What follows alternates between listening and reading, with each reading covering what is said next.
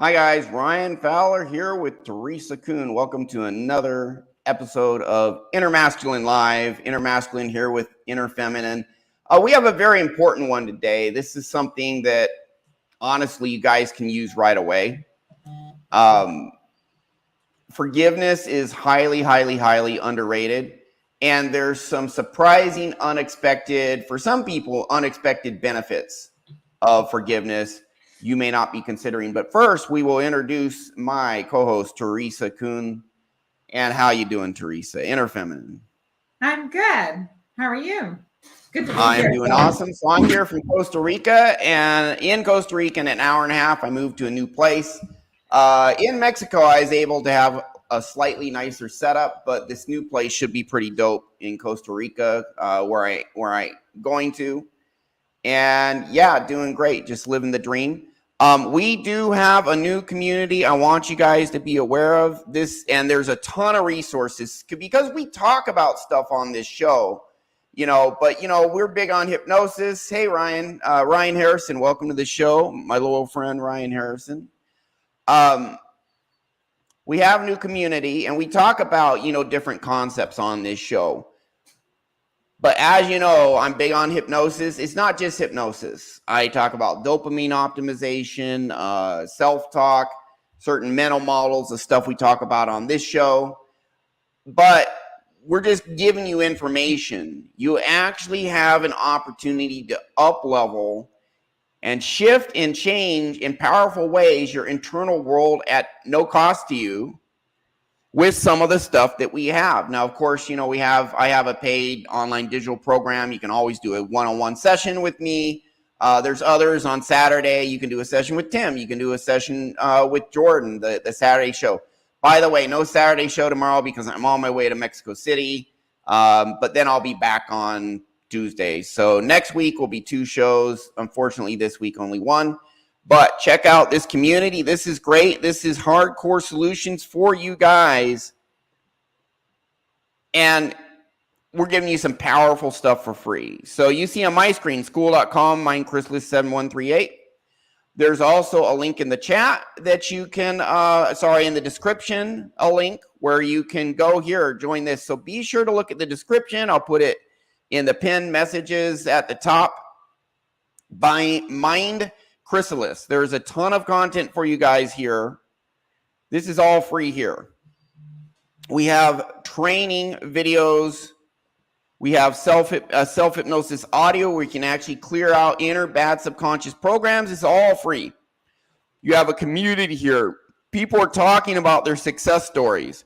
People are helping each other out. People are clearing out their inner world because, listen, if your inner world isn't good, you're going to be struggling the rest of your life. I mean, I have people who cannot hold down a job, and then we fix their internal. I had a guy could not keep a steady job.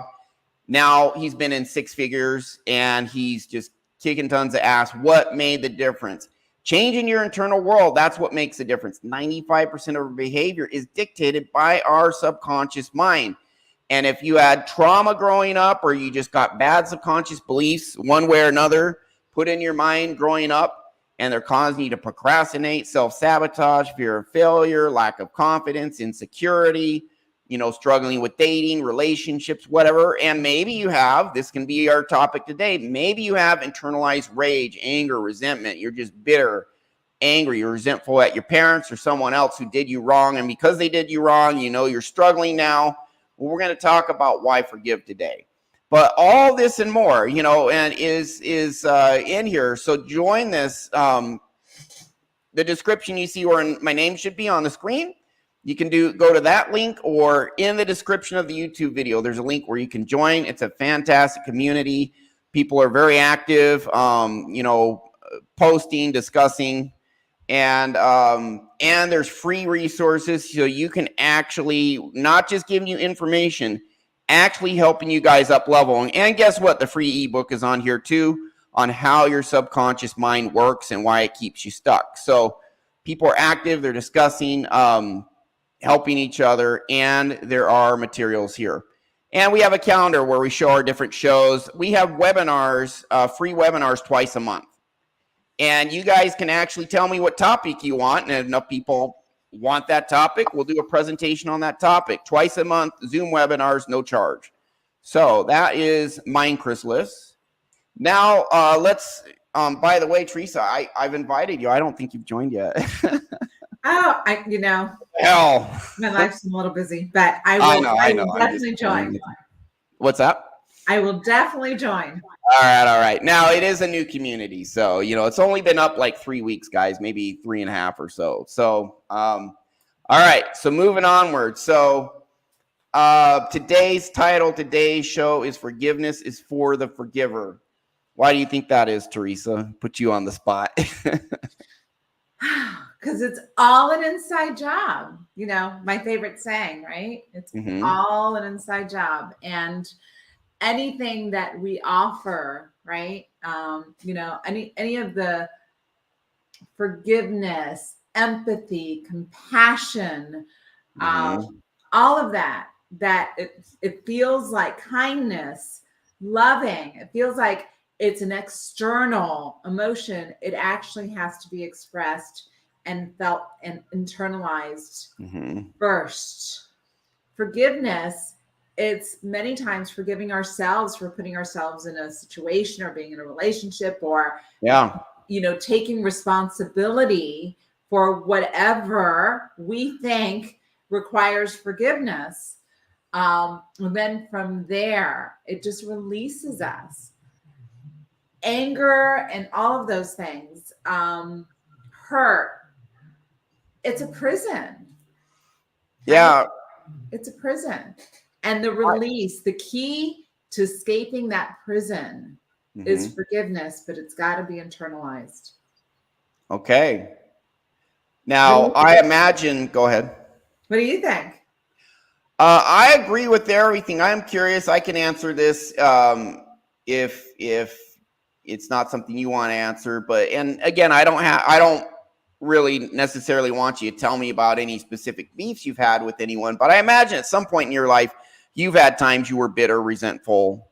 I know I have. I'll talk about me. Is that true though? You've had times you had bitterness, resentment, anger? I don't know if we've met, Ryan. I'm human. I am a human being. I am a spirit in a human body, right? Well, I'm hoping you could describe maybe how you feel when you're holding on to resentment. How does that affect you negatively? And then when you let it go, how does that affect you positively? And then I'll share mine after you.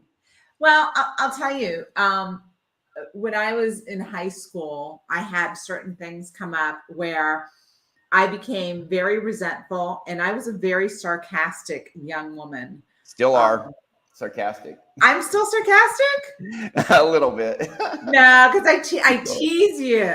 Oh, okay. That's not sarcasm. Okay. Yeah, no, I tease you. But yeah, you do. It's fun.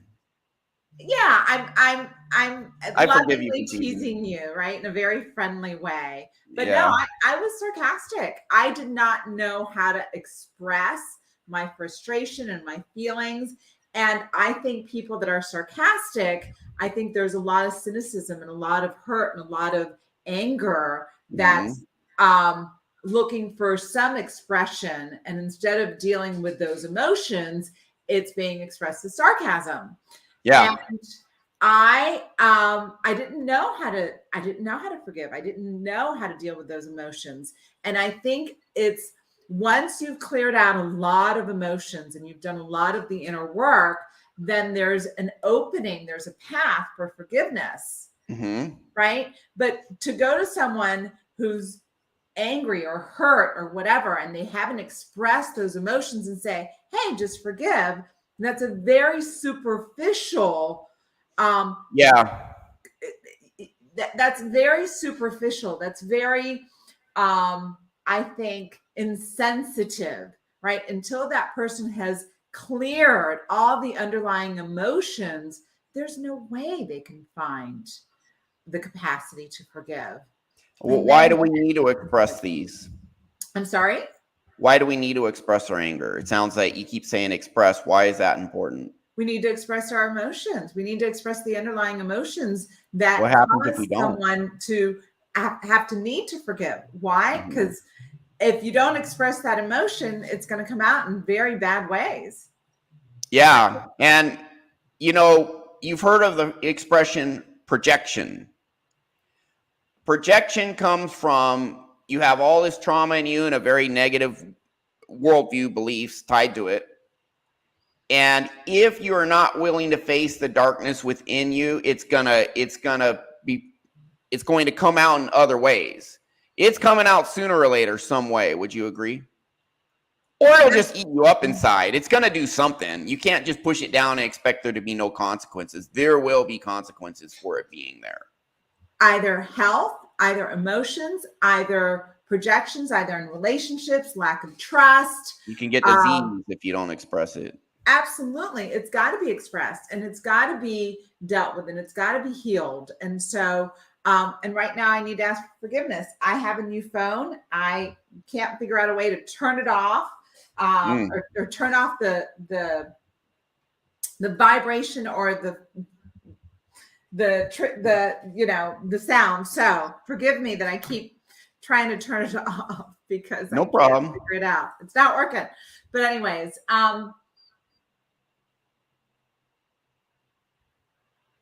emotions are stored in the body. Yeah. It's going to find a way to express itself if you don't heal it and deal with it. Yeah. When and Dr. Gabor Marte talks about this. There's been studies done where unreleased trauma, which can include anger, causes inflammation in your body, which is the number one cause of disease. Just straight up. When animals are traumatized, they shake. They shake it out. Yeah. They shake it out. Yeah. We don't shake anything People out. just take it and repress it. It's still there. It can be there for decades, till the day you die if you don't let it go. So it's not just, having the conversation around forgiveness. Oh, just forgive. Oh, just forgive. That's, I think, a very superficial Band-Aid. And people truly can't forgive until they deal with the underlying emotions. You got to go through certain steps. Yeah. Now, I will tell you from my own experience. I had a lot of rage because of my upbringing, like lots. Like there's times I was just like, but I know it looks a little comical now, but like I would literally, I'd have times where I'd just be sitting alone somewhere and just, or yell or whatever, I had a lot of trauma. This was a long time ago, but I went to a therapist and, I did 15 years of normal therapy. It's not nearly as effective what we do now for me. I'm just speaking for me. But I did have one therapist help me let go about 20% of my rage because he told me, he said, one of the reasons you can't let go of your rage is you think you're bad for having it. Like, I shouldn't be feeling this anger towards my parents. The Bible says honor your father and mother, and it says forgive. I was raised in this Christian house, so I should forgive others. So I'm bad for not forgiving others. I'm bad for having this anger towards my parents, who the Bible says I should honor and respect and everything. So I felt my anger was bad. And he says the key to letting it go is the understanding there's a good reason it's there and that it's okay to be angry. And that one thing, even without hypnosis or any of the deeper stuff, when I did hypnosis, the other 80% was there in less than 2 months, gone forever, just all gone, completely forgave my parents. And I had a lot of rage. So I have firsthand gone through this process of, forgiveness. And, but just by understanding that it's important for us to honor our emotions and understand you may be expressing your emotions incorrectly. You may be repressing them or dealing with them in a way that's not conducive, but there's always a good reason you're feeling what you feel, or there's a good reason for your anger. There's some sort of issue there that's unresolved, and there's a reason for that. Honestly, I've never had a client who was angry and there wasn't some sort of actual abuse there, some sort of actual injustice. Would you agree? Do you have anything to comment on that? Absolutely. And it's all subjective, right? Yeah. It's not, there's not an objective test.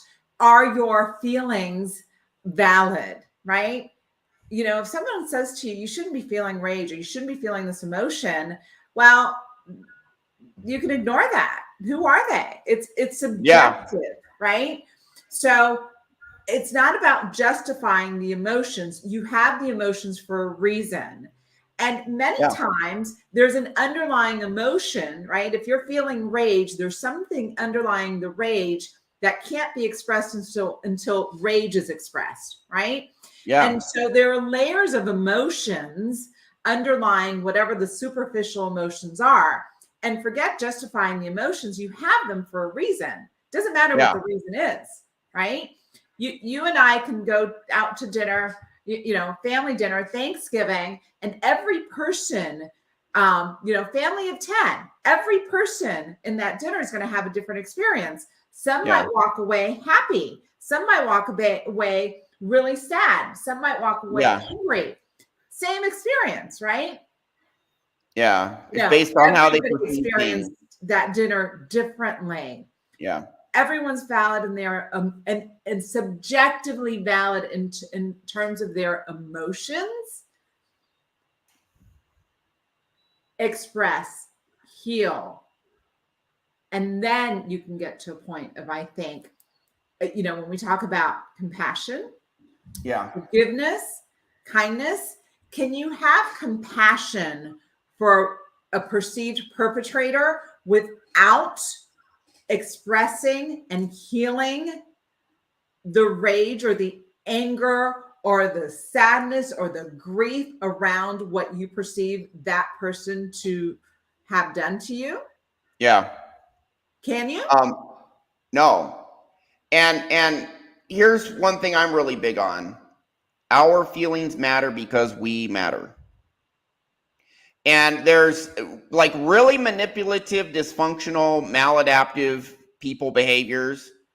They try to focus on, well, here's right and wrong. And if your feelings are not aligned with that, then your feelings are irrelevant. That's very common in our society, extremely common.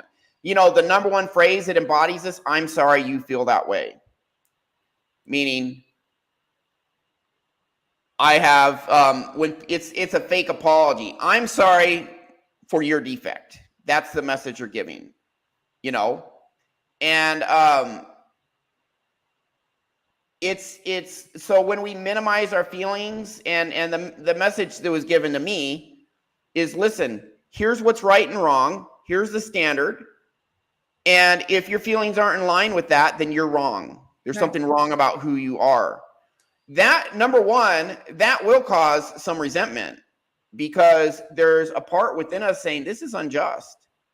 I'm being told, I'm at some level, I'm being told who I am, what I think and feel doesn't matter, is worthless.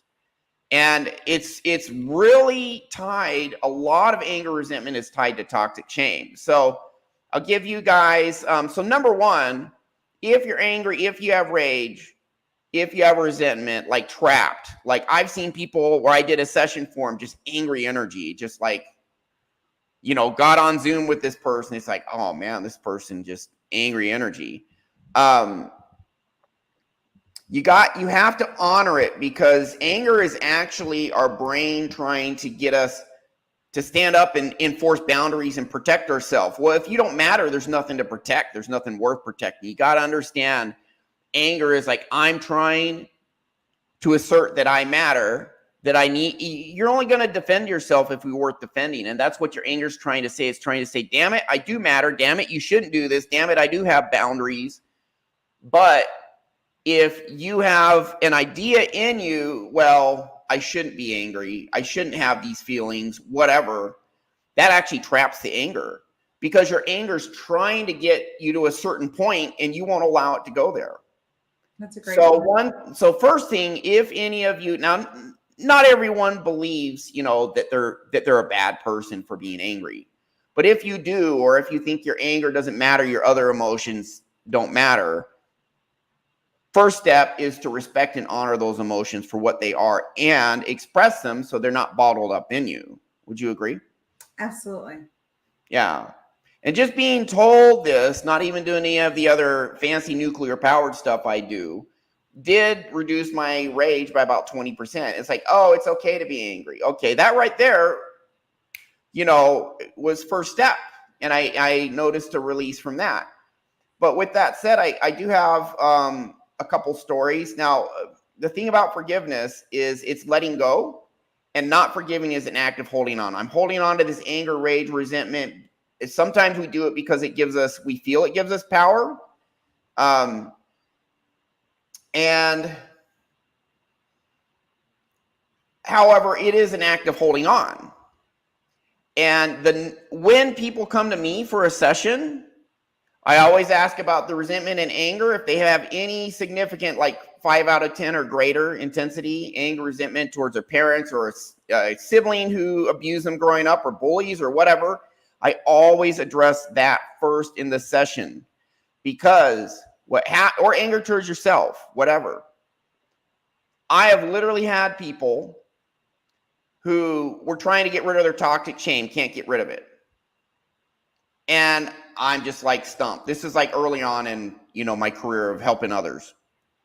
I'm just like stumped.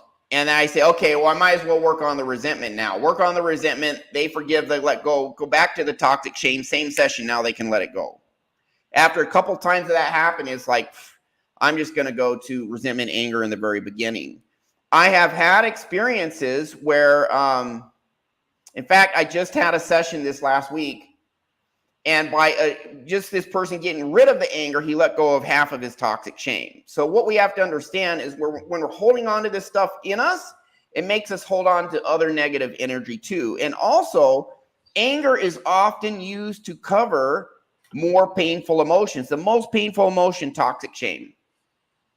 And when you're letting stuff go, you have to connect to it and then let it go. If you can't connect to it because there's something else on top of it, such as anger, you're not going to be able to let that toxic shame go if you're not able to feel it because you're feeling the anger first. And sometimes as a defense mechanism, we choose to be angry because it feels better than feeling worthless. But it's still poisonous. Go ahead. You have something to... So for you, it was rage. That was the superficial emotion. Not saying that rage is a superficial, right? Yeah. But it needed to be cleared before you could get to the other stuff. So you needed to accept rage was an acceptable emotion. Mm-hmm.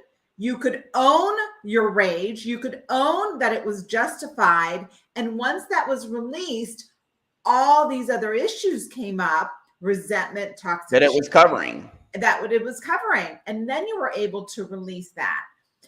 Sometimes people can't go direct to toxic shame, right?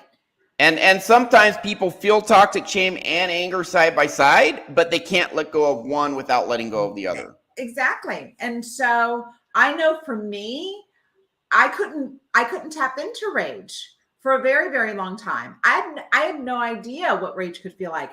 There were a lot of exercises that I did with, I'm going to look it up before we close today. It was like a circle of emotions. And there were tons of emotions in this circle. Mm-hmm. And it was fascinating to me as I was doing a lot of my emotional work, how many of those emotions I could not tap into. Like I couldn't relate to rage for the longest time. Why do you think that was? I was not allowed to have a lot of emotions as a child. You were repressing the rage. I was repressing the rage. And you were repressing it were you raised in an environment where those emotions were not acceptable, or what was going on that made you repress them? I was the middle child, and I wasn't, I was not raised in an environment that expressing my emotions was rewarded. In fact, it was like, why are you sad, or why are you this? You have no reason. There are kids in China that are starving or whatever, right? Yeah. So yeah. I don't think the message there is your feelings don't matter. My feelings don't have those feelings. And to be fair, I think, my generation, right? The parents that were raising my generation didn't have an appreciation for feelings. It wasn't about feelings. Now, I think today there's there's a lot of, I think, warped parenting around feelings. They're still getting it wrong. I'm sorry? They're still getting it wrong, just in a different way. I think that's another extreme, right? But yeah. How much time do you have, by the way? It's I have 3 minutes. Thank you for asking. So okay. You comment. I'm going to look up the emotional wheel that I'm referring to. That was very helpful. Yeah, toxic shame's at the bottom, by the way. And then above it, a less painful emotion, because it's empowering and it's better than feeling worthless, is anger, rage. So if you Google emotion wheel, right, it comes up. There are so many emotions in this world that we have no idea, right? Yeah. Let me see if I can tap into this real quick. So under anger, there's rage, anger, and annoyance, right? And that's just high level. But if we get to, let's see if I can find more. It's on a spectrum. Yeah, it's all. So anger, there's an emotion wheel just for anger. Yeah. Vexation, contempt, fury, frustration, resentment, hostility, indignation, jealousy. Jealousy is a form of envy, but also a form of anger. So if we just look at vexation, who's heard of vexation, right? You're like, well, I don't know that I've ever felt vexated. Well, have you ever been irritated? Have you been peevish or annoyed, right? And then when you start getting deep into every single one of these emotions, it's like, do I allow myself to be annoyed and accept my annoyance and understand my annoyance and release annoyance, right? Yeah, Marissa Peer, who's, voted #1 therapist in the UK 3 years in a row, and she's like worldwide famous. She's had billionaire clients, all of this. She says the important part about the word outrage is out. Get it out, because then it's gone.